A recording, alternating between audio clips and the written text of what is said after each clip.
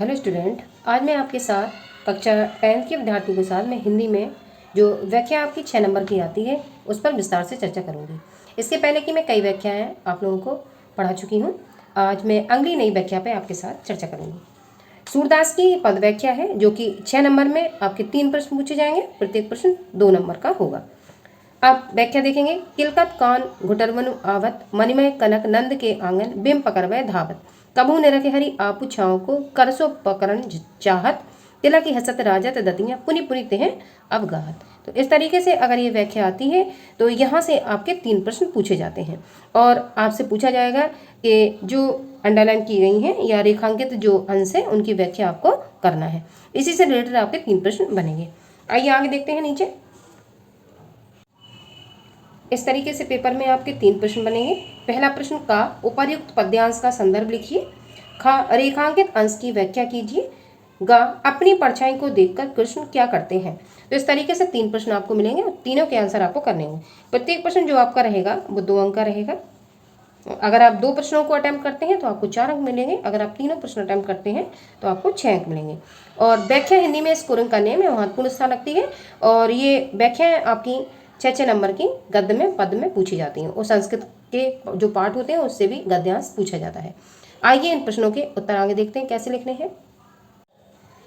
जो पहला आपका प्रश्न पूछा गया था प्रस्तुत जो काव्यखंड था उसका आपको संदर्भ लिखना था।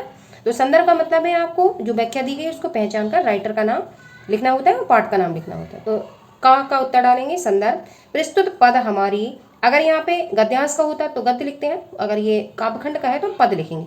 पद हमारी पाठ्यपुस्तक के काव्यखंड के पद शीर्षक से लिया गया है। तो इस तरीके से 1 नंबर का ये आंसर आपका होगा। इस तरीके से लिखेंगे। और जो खा प्रश्न है उसमें आपको व्याख्या लिखनी थी, रेखांकित अंशों की व्याख्या लिखनी, जो कि पीछे में प्रश्न आपको बता चुकी हूँ। तो रेखांकित अंश की व्याख्या लिखने में आपको सबसे पहले प्रसंग लिखना होगा। प्रसंग का मतलब है कि इस जो पद दिया गया है इसमें किस बारे में बात की गई है। तो अब खा का उत्तर लिखेंगे प्रसंग। प्रस्तुत पद्यांश सूरदास जी ने मणियुक्त आंगन में घुटनों के बल चलते हुए बालक श्री कृष्ण की शोभा का वर्णन किया है। तो ये खा का आंसर हो गया। अब खा के आंसर में प्रसंग लिखने के बाद हम व्याख्या डालेंगे क्योंकि हमें रेखांकन अंश की व्याख्या भी देनी है। आइए अब व्याख्या पहले सरल भाषा में देखते हैं, फिर किस तरीके से नोट्स बनाने वो भी मैं आपको बताऊंगी। इसमें किलकत कान घुटरवनी आवत, इसमें कवि सूरदास जी श्री कृष्ण की बाल मनोवृत्तियों का वर्णन करते हुए कहते हैं कि बालक कृष्ण, जो छोटे रूप में श्री कृष्ण भगवान जी हैं, बालक कृष्ण किलकारी मारते हुए घुटुवरवनी का मतलब हुआ घुटुओं के बल या घुटनों के बल चल रहे हैं, फुल स्टॉप। फिर आगे मणिमय कनक नंद के आंगन, जो मणिमय या मणि से युक्त जो आंगन नंद जी ने बनवाया है वहां चलकर बुझाते हैं और बिंब पकड़वे धावत, वो अपनी परछाई को पकड़ने का प्रयास करते हैं। कहूँ निरख हरि आपूछाओं को, कभी निरखी हरि आपूछाओं को, कभी हरि अपनी जो परछाई है उसको देखकर उसको पकड़ने का प्रयास करते हैं।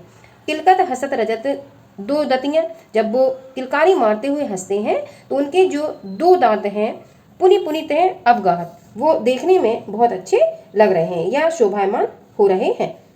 उनकी जो आगे के दांत हैं बार बार दिखाई देने लगते हैं तो वो बहुत अच्छे लग रहे हैं। कनक भूमि पर करपक छाया, यह उपमा एक राजा थी। श्री कृष्ण के जो कर माने क्या होता है हाथ, पग माने पैर, उनके श्री कृष्ण के हाथ पैरों की जो छाया उस पृथ्वी पर पड़ रही है तो ऐसा लग रहा हो मानो प्रत्येक, यहाँ पे देखेंगे, प्रतिमान वसुधा कमल बैठाती, करी करी प्रतिपत प्रतिमानी वसुधा कमल बैठाती, ऐसा लग रहा हो जैसे मानो प्रत्येक जो मणि हो उसने श्री कृष्ण के बैठने के लिए, पृथ्वी श्री कृष्ण के बैठने के लिए कमल रूपी स्थान बना दिया हो या पृथ्वी पर कमल के फूलों का आसन बिछा दिया हो। बाल दशा सुख निरखी जसोदा, पुनि पुनि नंद बुलावती, श्री कृष्ण की बाल छवि का जो यशोदा है वो बार बार देखती हैं और खुश होते हुए बार बार, पुनि पुनि माने बार बार, नंद जी को बुलाती हैं। अचरा तरले ढाकी चूर के प्रभु को दूध पिलावती, और वो जो श्री कृष्ण भगवान जी हैं माता यशोदा उन्हें अपने आंचल के नीचे ढांक कर बार बार दूध पिलाने लगती हैं। तो इस श्री कृष्ण की बाल छवि का या उनकी जो शैतानियाँ हैं उनको बताने का प्रयास किया गया है और उनकी शैतानियों को देखकर गुस्सा न आते हुए अच्छा लग रहा है माता यशोदा को भी और नंद बाबा को भी अच्छा लग रहा है। तो उनकी बाल छवियों का वर्णन श्री कृष्ण ने बड़े मन से यहाँ पर किया हुआ है। ठीक है, अब इसके बाद ये सेकंड का आंसर हो गया। अब थर्ड का आंसर देखेंगे क्या कह रहे हैं। अपनी परछाई को देखकर कृष्ण क्या करते हैं। अब सेकंड प्रश्न को मैंने अपनी भाषा में समझा दिया है। अब नोट्स कैसे बना के लिखना है आपको देखेंगे। कवि सूरदास जी श्री कृष्ण की बाल छवि का वर्णन करते हुए कहते हैं कि बालक कृष्ण किलकारी मारते हुए घुटनों के बल चल रहे हैं। नंद द्वारा बनाए मणियों से युक्त आंगन में श्री कृष्ण अपनी परछाई देख उसे पकड़ना चाहते हैं।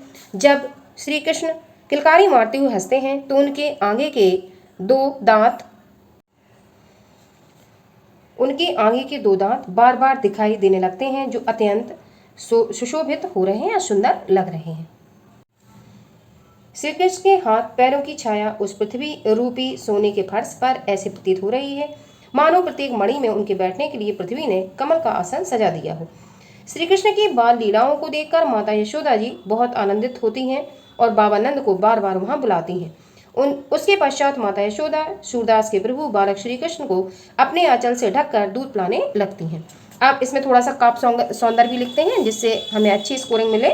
इसमें हम भाषा लिखेंगे। ये दिए गए जो पद हैं इनमें कौन सी भाषा का प्रयोग किया गया है, ब्रज भाषा का। गुण कौन सा है, प्रसाद और माधुर्य है।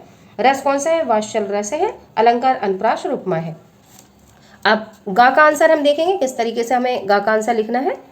तीसरे का, श्री कृष्ण अपनी परछाई देखकर हंसने लगते हैं और उसे पकड़ना चाहते हैं। तो इस तरीके से हमने तीनों प्रश्नों के आंसर देखे। इस तरीके से अगर आप ये बोर्ड में तीनों प्रश्न अटेम्प्ट करते हैं तो आपको पूरे 6 अंक मिलेंगे। इसके आगे की व्याख्या में अगली वीडियो में कंटिन्यू करेंगे।